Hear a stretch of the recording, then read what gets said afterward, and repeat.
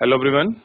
आप सब कैसे हैं? मैं उम्मीद करता हूं कि बहुत अच्छे होंगे, अपनी पढ़ाई को बहुत अच्छे से कर रहे होंगे। मैं Akash Kumar Bhadana ICT virtual classroom में आपका बहुत-बहुत स्वागत करता हूं मेरे प्यारे बच्चों। जैसे आपको पता है कि हमारी बेसिकली 10th क्लास है और 10th क्लास को हम लोग आपका गौर करके देखेंगे।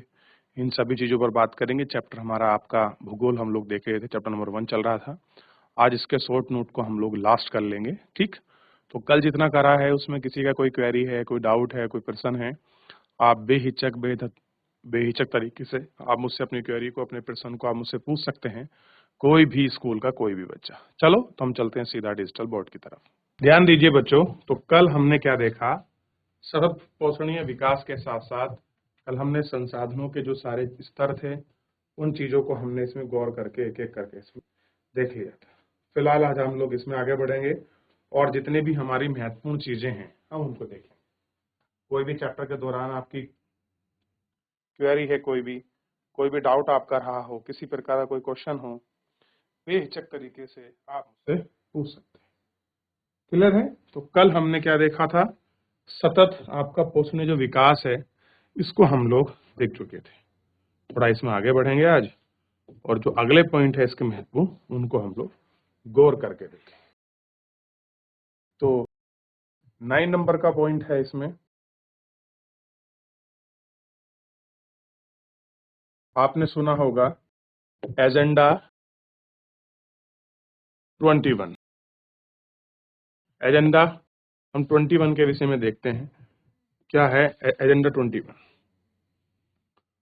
तो क्या कह रहे हैं? यह एक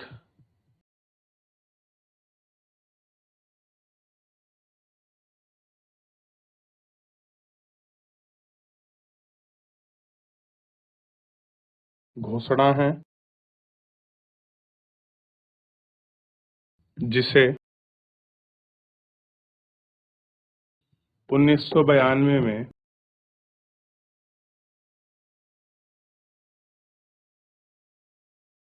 ब्राजील के शहर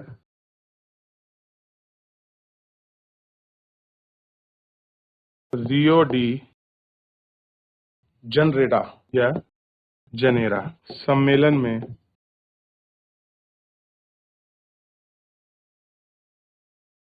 राष्ट्रीय अध्यक्ष द्वारा, या कह सकते हैं राष्ट्रों या राष्ट्र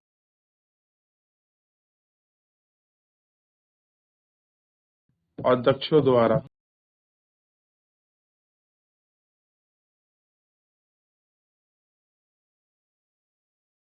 स्वीकृति प्रदान की गई। क्या है? स्वीकृति प्रदान की गई। तो कोई आपसे पूछ ले कि एजेंडा 21 क्या है, तो आपको पता होना चाहिए कि हम एजेंडा 21 में किसको देखते हैं। लिखिए। फिर इसके बाद और हम लोग इसमें देखेंगे और एजेंडा 21 का जो आगे का पोर्शन है इसी में ऐसे लिख सकते हैं हम लोग 10 पॉइंट करके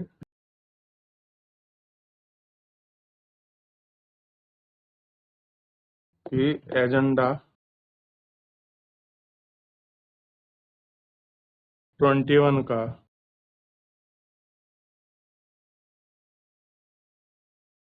उद्देश्य निम्न प्रकार है। तो निम्न प्रकार को बाद में लिखेंगे, पहले इसको कॉपी कर लें कि एजेंडा 21 है क्या।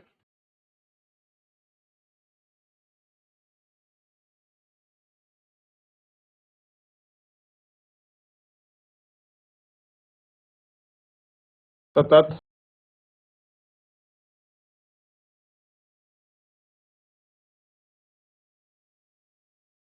पोषणीय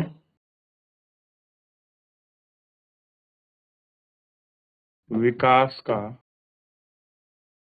या विकास को बढ़ावा देना।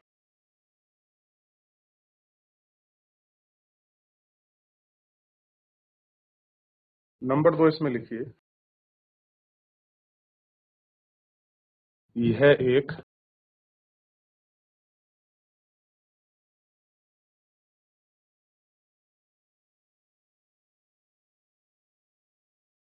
कार्यसूची है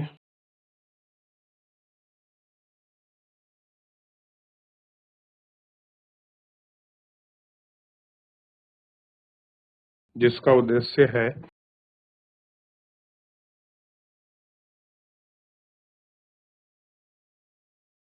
समान हितों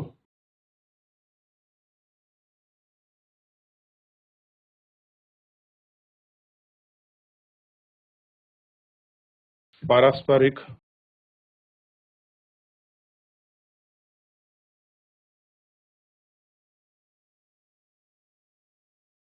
आवश्यकताओं एवं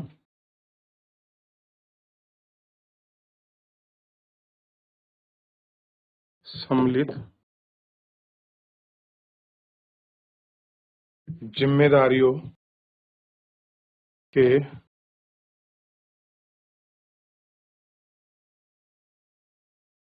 अनुसार विश्व सहयोग के द्वारा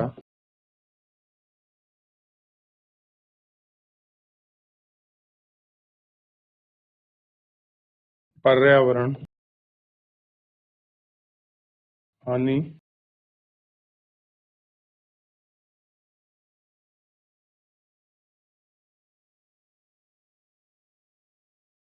गरीबी और रोगों का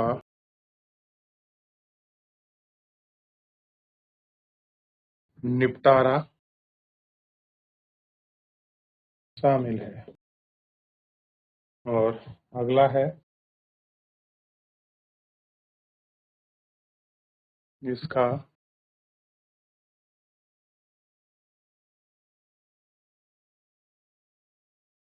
मुख्य उद्देश्य है कि सभी स्थानीय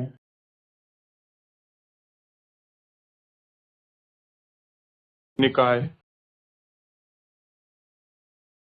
अपना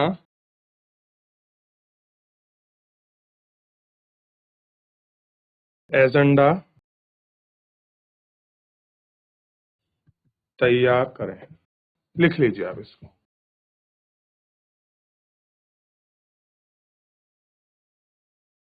अब इसके आगे अगर हम लोग बात करें तो अगला हमारा इसमें होगा संसाधनों को नियोजन की आवश्यकता। क्या कह रहे हैं? जो हमारे संसाधन हैं उनके नियोजन की आवश्यकता पर हम लोग बात करें।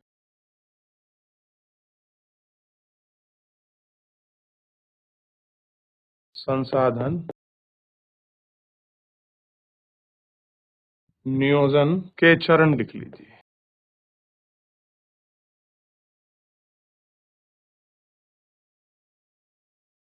कह रहे हैं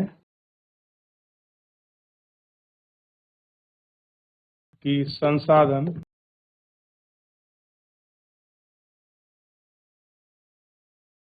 नियोजन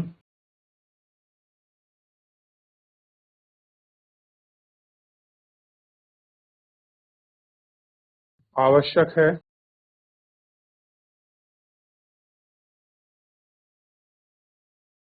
क्योंकि सभी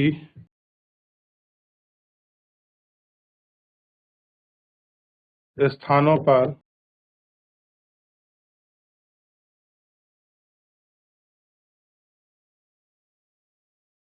अलग अलग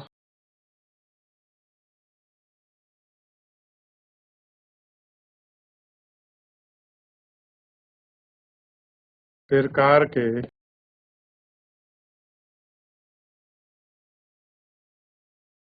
संसाधन पाए जाते हैं या पाए जाते हैं।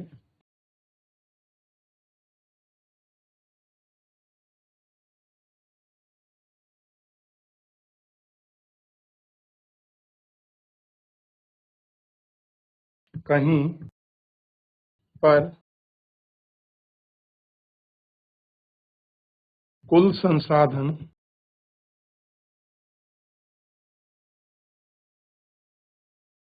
या कुल संसाधनों का नियोजन, ये कह रहे हैं कहीं पर कुल संसाधन संसाधन अधिक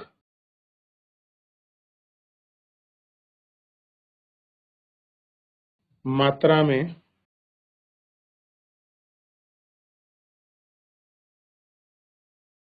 पाए जाते हैं।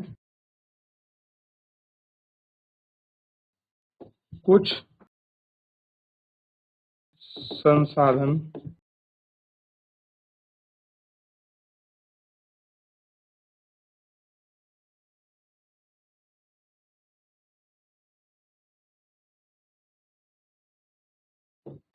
नहीं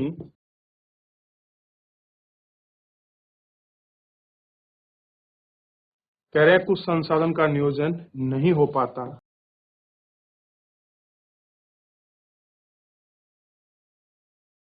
का संशोधन नियोजन का संशोधन नहीं हो पाता यदि संसाधन, या कह रहे हैं संसाधनों का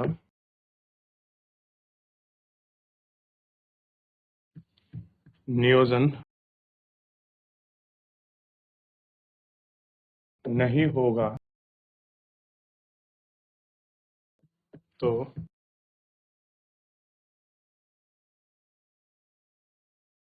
कुछ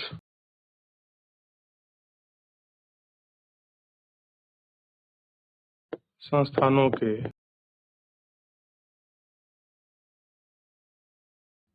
लोगों का वहां पर नहीं पाए जाने वाले पाए जाने वाले संसाधन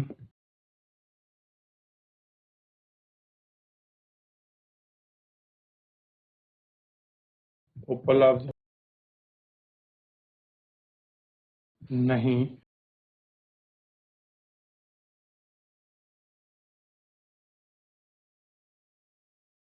नहीं हो पाएंगे।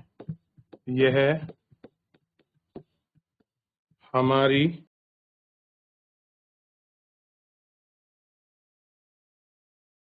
भविष्य की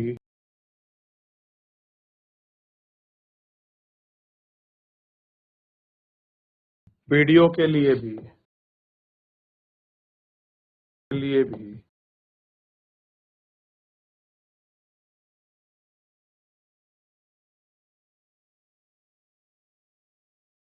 आवश्यक है। ठीक, लिख लीजिए इसको, फिर आगे बढ़ेंगे। इसको कॉपी कर लीजिए।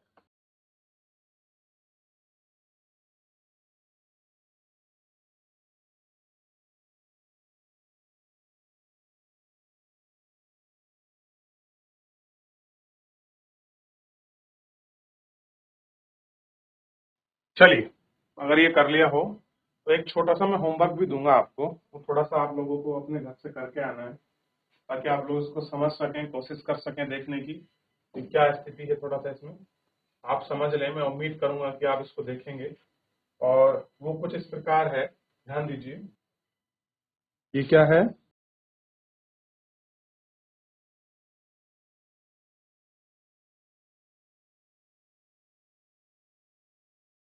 संसाधनों या संसाधन नियोजन के चरण।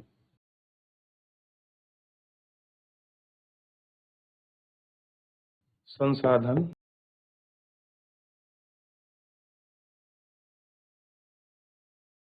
नियोजन के चरण को आपको देखना है। संसाधन नियोजन के चरण, ठीक। और जबकि आप जानते हैं कि भारत में संसाधनों का नियोजन एक बड़ा अपने आप में समस्या है, और बोर्ड परीक्षा में ये क्वेश्चन एक बार शायद पूछा भी गया है कि संसाधनों का नियोजन भारत में किस प्रकार किया जा सकता है, या भारत में संसाधनों का नियोजन करने में क्या क्या कठिनाइयां हैं, उनका स्पष्ट व्याख्या कीजिए, विवरण दीजिए। ये आपके लिए क्वेश्चन आ सकता है।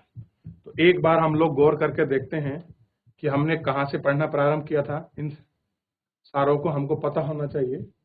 सबसे पहला पेज हमने इसमें देखा था, संसाधन क्या है, मानव संसाधन क्या है, ऐसे शुरू किया।